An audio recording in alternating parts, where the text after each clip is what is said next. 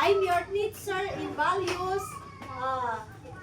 Teacher Rose Kami. Play. So ngayon, Play mo na. bago ang lahat, sino gusto mag-prayer? Mag-opening ng prayer.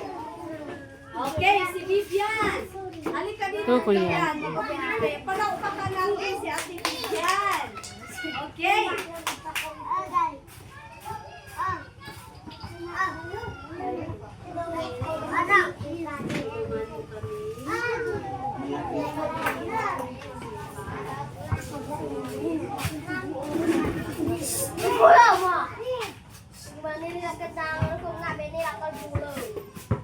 Amen. So, ngayon, bago tayo magsimula, meron bang absent ngayon? Let's check our attendance. Walang absent. Very good. Clap your hands. Kapalo mo sa clap, Angel. 1, 2, 3. Ano yan? Angel clap. Once again. 1, 2, 3. So, ngayon walang absent. Very good.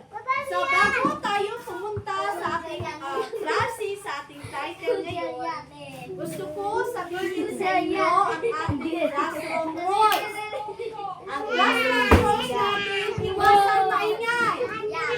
Close your mouth. Close your mouth. Dapat di ko makita ang teeth nyo ha. Close your mouth. Second, makikinig sa guro. Itaas ang kamay pag nagsalita. At makikiisa sa lahat.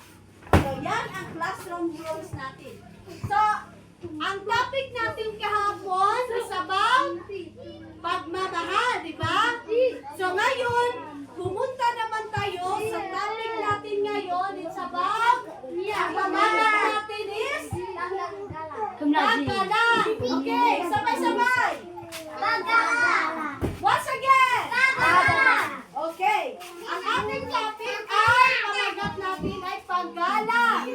So, basahin natin ang meaning ng paggalang. Sabay-sabay. Ang paggalang. Okay, sabay yung pele ba? Ang paggalang ay nangangahulugan ng pagrespeto at pagmamahal, pagrespeto sa kapwa, sa kalikasan, sa hayop, at iba pa. So, ibig sabihin daw, ang paggalang hindi lang sa tao. Dapat igalang natin ang mga tanim. Hello, sino dito nagapunit ng mga tanim? Yung mga punong kahoy ginatumba. So, dapat igalang natin yung mga punong kahoy. Dapat alagaan natin. Isa yan sa paggalang. So, number 1, respect your mother. Hello? Sino dapat natin una ginagalang? Ang mama natin, diba? Kaya according sa Ephesians 6 verse 1, children, obey your parents, for the Lord is his eye. It means, kung meron tayong paggalang sa ating mga magulang, mahaba ang ating buhay. Diba? Tapos maganda ang ating hanap buhay. Lahat ng pangarap natin ay makamtan natin according yan sa Word of God. Tama ba mga bata? Dapat ang paggalang, magsabi tayo. Ano ang example ng paggalang? Ha? Number 1 na example, tumawag ng ate at kuya. Diba? Sino nagkatawag dito, ate at kuya?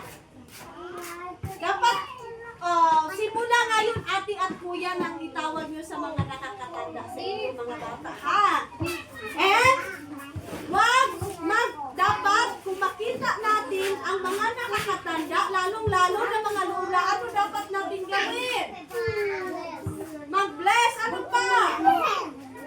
Diba sabi ko kanina, simper your mouth, Sensen? Simper your mouth. Dapat hindi makita ang teeth nyo, ha? walay spaghetti sa Toto, gamit. Toto. Kumagamit ang tagaan spaghetti. Okay. So, ano ang example? Ang halimbawa ng magalang. Ano?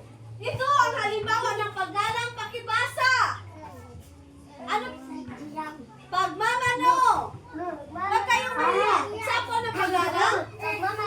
Pagmamano, sunod. Katatlo.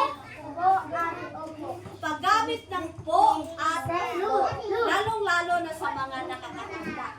At igalang din natin ang karapatan ng mga hayop. No?